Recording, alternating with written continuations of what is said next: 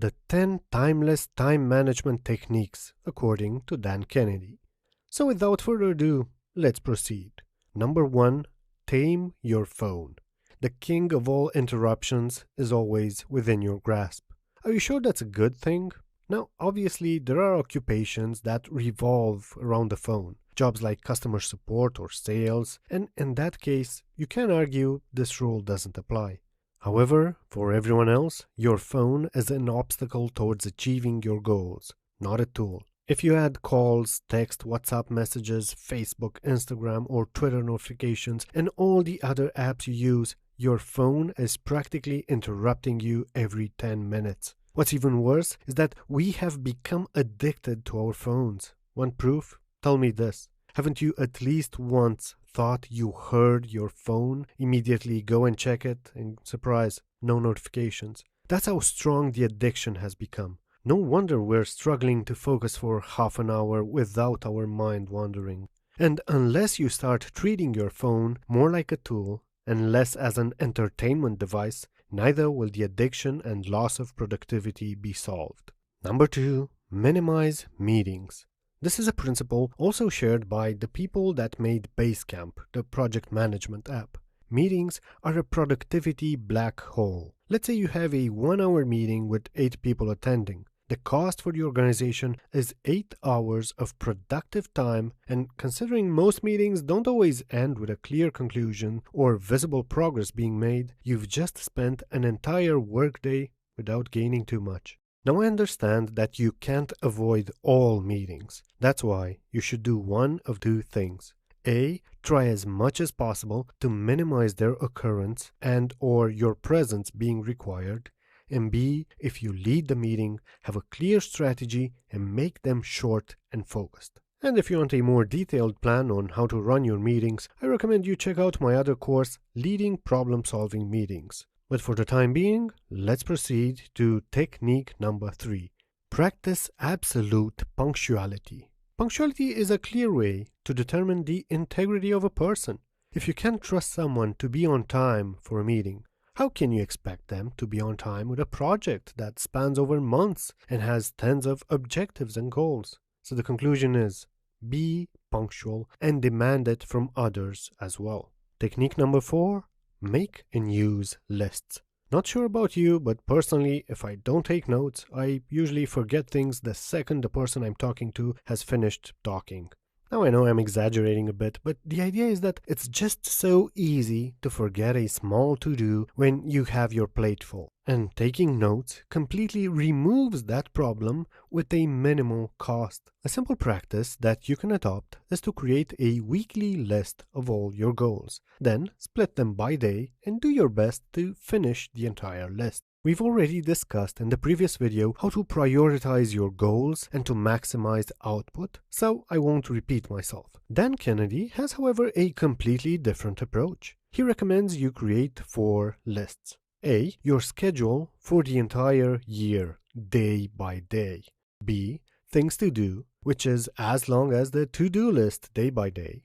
C. People to call list. And D. Conference planner for all the events, conferences you will attend. No matter your choice, the central idea is to have them in writing. The Romans said it best. Verba volant, scripta manent. Spoken words fly away, written words remain. In terms of actual implementation, choices are unlimited. An app I used for years is Checkmark2. However, lately it hasn't been updated. A functionality that I personally liked about Checkmark2 is that you can set location-based reminders, so whenever you pass a specific place, your phone rings. So if you need to buy something that's available only at a specific shop across town, if you are ever there, you'll get a notification. So if Checkmark2 is no longer an option, Google Keep or AnyDo or even Apple Reminders have integrated this feature as well. More recently, I've been using Memorigi, which not only looks stunning, but is a great way to organize your lists.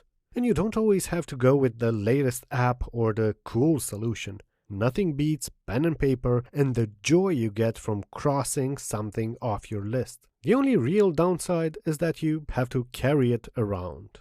Technique number 5, link everything to your goals. I remember a training program by Dan Pena, founder of the QLA system. In the program, he said this: make a list of your goals. Then, make a list of all the people you spend time with. The lists don't match, then you're doing something wrong. Same here, if your to-dos are not in alignment with your bigger goals, then you might get a lot of stuff done, however, you will not get closer to achieving those goals. Or as Stephen Covey said in the 7 Habits of Highly Effective People, you might reach the top of the ladder, but realize it's leaning against the wrong wall. Technique number 6, tickle your memory with tickler files. You should create a system to remind yourself things. While in the past, scheduling was quite a challenge. Since Google Calendar came along, that's not really a challenge anymore. The modern day application of this technique should be with regards to your big picture goals, because it's just so easy to get stuck in the minutiae of the day-to-day work and forget the big picture. Technique number 7, block time.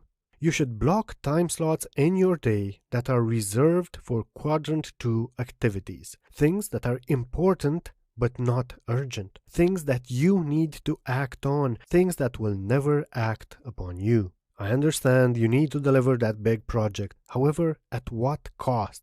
And that can be your health, your relationships with other people, the projects you really care about, and what you consider your life's work, all because of urgent deadlines. So each day, or at least a few hours each week, set aside some non-negotiable time for the important and never urgent work. Technique number 8, minimize unplanned activity. It's like a law of nature that all unscheduled time somehow gets used. In fact, I don't think there's a person on this planet, no matter how driven or motivated, that hasn't had a day where they worked hard for 8 or 12 hours and at the end of the day realize they didn't really achieve much. That's because all they did was put out fires without a clear aim. So remember, always plan your day, or as the saying goes, fail to plan and plan to fail. Technique number 9, profit from odd lot time. Now this is something that I've been doing for years and I think it is one of the best life hacks I know of. Basically, you should use all your routine time as productive as possible. Stuck in traffic? Listen to an audiobook. Washing dishes? Continue listening to that interesting chapter. Mowing the lawn? The same. Doing any form of chore or in transit? Use that time. Don't let it go to waste. Want to go pro? Do this. Stop taking your phone with you and have a book in the bathroom instead. Every day, when you go to fulfill your biological duties, you will read 3, 5, maybe 10 pages. At this rate, you read a book a month without having to put aside any time in your day. That's like 12 books a year. Let's say you start this habit while in your 20s. By the time you reach 40, you have read 240 books by just sitting in the bathroom 2 extra minutes each day. If that's not real personal power with minimal effort, I don't know what is. And technique number 10, live off peak. What this basically means is that you don't make your life more difficult than it already is. Don't go shopping in the evening at the same time as everyone else and stand in line for 30 minutes. Avoid the patterns of the masses and you will save enormous amounts of time. Many studies show that by the end of your life, you will have spent 6+ months in line somewhere, and even more months waiting for traffic lights, 4 years doing housework, and you realize just how little we all have and how important it all is. And I don't want to go all philosophical here, but the fact of the matter is that time is a finite resource, and you should never squander it. And those were the 10 timeless time management techniques from Dan Kennedy. And although written over 20 years ago, you see they are pretty much valid today with some small adjustments. In the next video, we will look at staying productive and managing your time while working remote. A topic that was hot 6 years ago when I first recorded this course, but now has become the new normal. I'm looking forward to seeing you in the next video. Staying productive while working remote. The original video on working remote recorded 5 years ago went over the benefits and downsides of remote work. Things that at the time were not common knowledge, but after 3 years of COVID, I think we all know both the good parts of working from home, but also the bad parts. We all saw how less interruptions from colleagues got us more productive. Then we all saw how less human interaction made us less productive over time. In the end, from the perspective of remote work as a whole, I think these last few years have done more good than bad, in the sense that they reveal to all of us what works and what doesn't. For me, personally, I realized that when first working from home, you actually do become more productive. However, 2-3 months in, you miss the human interaction. So maybe that boost was more due to working somewhere new and less because it was from home. What I think changed for the better in general is the fact that people have finally accepted that most of the collaboration everyone once said it can only be done when in the same room can easily be replaced with online.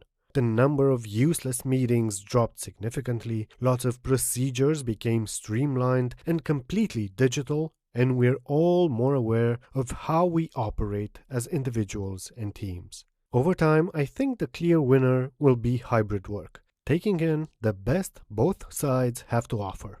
Tired of your commute? Come to the office just 2-3 days a week. Want to focus and not get interrupted? Come to the office very early in the morning, late at night, or stay at home. All fun and games, however, you still need to set up a few systems for hybrid work to succeed. And here is my short list after working with people both remote and on-site, after having clients from multiple continents and managing a broad range of projects. Number 1, if you have people in different time zones, have the working hours overlap at least 50%. Remote is fine, but what can be a 15-minute Slack chat or a call will become a 3-day email exchange where your progress is minimal because it takes one business day to get a confirmation. Number 2, use rich media to communicate effectively. Use Camtasia, Dropbox Capture, screenshots, audio recordings, whatever makes it easier to share ideas and concepts. Don't settle with text alone. 3. Create a virtual water cooler where people can relax and discuss non-work related topics. Believe it or not, the non-work component of work is the biggest problem of remote work. 4. Don't be rigid in your implementation. It's not remote versus on-site. Use hybrid systems. Don't be afraid to test out ideas. Slack is great when you're all working on that new campaign. Being in the same room might be better for a brainstorming session. And maybe you haven't even discovered the right mix for your team yet. So keep experimenting.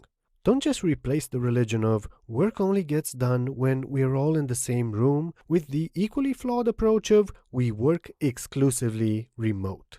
Number 5, have regular calls with everyone at least once a week, not necessarily work-related.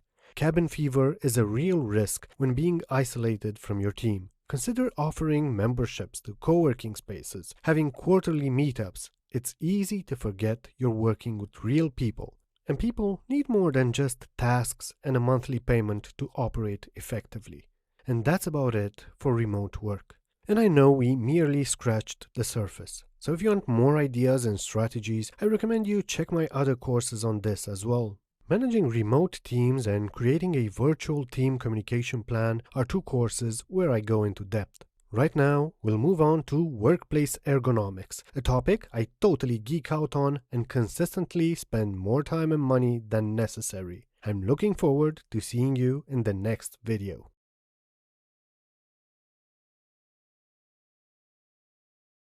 Workplace ergonomics. So, what is it?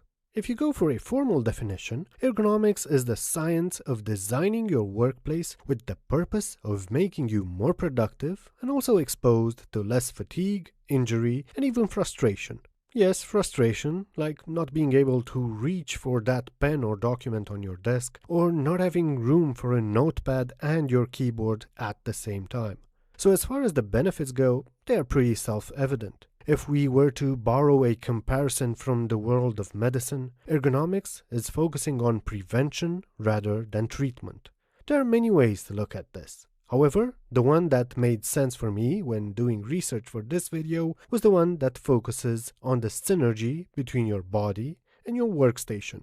Because especially for tech professionals, your computer, your workspace, is in many ways an extension of yourself. So let's start with what is at the core of office ergonomics. It's your posture, and I'll quickly go over the 7-step checklist for a good posture. Then we'll cover each workspace element in detail. So, your head needs to be upright and over your shoulders. Your eyes need to look slightly downward at a 30 degrees angle without bending from the neck. Your back should be supported by the backrest of the chair that promotes the natural curve of your lower back. Elbows should be bent at 90 degrees and forearms should be horizontal. Your wrists should preferably be straight. Your thighs should be horizontal with a 90 to 110 degree angle from the hip. And last, your feet should be touching the ground, and if they're not, you should get a footrest.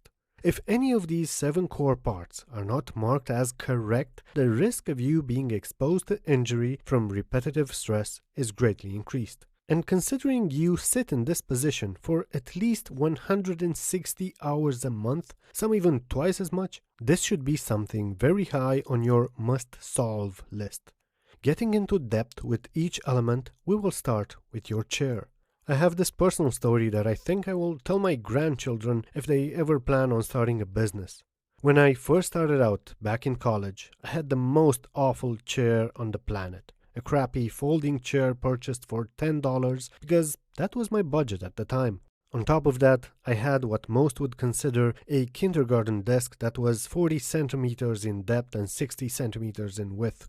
And each day, after working 10 to 12 hours, I would go home and literally cry from the back pain they caused. Fast forward 6 months and I got a desk literally 6 times bigger and a proper chair. And from that moment on, I've never had a desk smaller than 2 square meters or a chair that is not extremely comfortable. The reason I told this story is to let you know that I've been on both ends of the continuum, having the most crappy desk and chair, and also investing upwards of $300 in a single chair and $500 in a desk. And believe me, it is always worth it. And to clarify the topic of chairs, height should be adjusted to match your knees, because this way your feet will rest firmly on the floor when seated. You can also fix this with a footrest.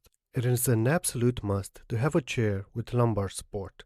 As far as depth goes, the seat should allow you to use the back support without having pressure on the back of your knees. When it comes to width, your chair needs to be wide enough not to apply pressure to your thighs, but narrow enough so the armrests reach your arms when properly adjusted. Then we have your work surface. Remember when I said I love huge desks? Well, this is where it all comes into place. Much of my work involves taking notes and sketching stuff on a paper notepad, and then quickly going back to my keyboard and mouse. With a small desk, this could be a huge pain. So here is the ideal way to set up your desk. Usual work being always closest to you, and occasional work at an arm's length. Now, exactly what sits in these 2 areas depends on your own workflow. Then you have your keyboard, which should allow your wrists to be in a neutral position. The keyboard I use now is Logitech G915 with clicky switches. In the past, I've used Razer, Microsoft, Cougar, and Corsair products. What I recommend when it comes to keyboards is to get an ergonomic one if your work involves a lot of typing. Both Microsoft and Logitech have some great options, however, ergonomic is not for everyone. Many people consider the stress of getting used to an ergonomic keyboard layout too much. That is why what I recommend when it comes to keyboards is to pick one that you enjoy typing on. Either the feel of the keys when you press them, or the sound they make, or the layout, whatever it is. I have never heard anyone complain they spent too much on a keyboard they enjoy using. As far as your mouse goes, it depends on your own style of using it, if it's palm grip, claw grip, or tip grip. So it's all up to your personal preference. But as a CAD teacher from college used to say, remember that the best use of a mouse is no mouse at all. So something you could invest some time in and get great returns from is learning keyboard shortcuts. They will increase your productivity by a huge margin. Shortcuts are not limited to Control C and Control V. That's why I've prepared a complete list on my website, so make sure to check that out as well. Next up, we have your monitor. Studies have shown that the 60 to 90 centimeter distance is ideal, but this is highly dependent on the monitor size and resolution. A rule of thumb is to sit at your desk and straighten your arm in front of you. If it reaches your monitor, then it's too close. Also, it should be tilted 15 degrees to 30 degrees vertically to reduce eye strain. And unless you're doing image processing, make sure to turn that blue light filter on. I know things might seem yellowish at first, but you'll get used to it in no time and your eyes will thank you for it. Speaking of eyes, we have the lighting in your office. This should always be of about 300 to 500 lux, so make sure the light is not too strong because most corporate offices are going to about 1000 lux, but also if you're working from home, make sure to have other light sources besides your monitor as well if you want to reduce eye strain. And last but not least, I want to share some quick exercises that will help reduce neck pain, shoulder stiffness, and also lower back pain. Do these every few hours or so and you will feel far better both during and at the end of your day. And that was it for this module. I hope you learned a lot of new things that you'll implement in your work routine as well. Coming up next, we have goal setting and effective communication. I'm looking forward to seeing you in the next module.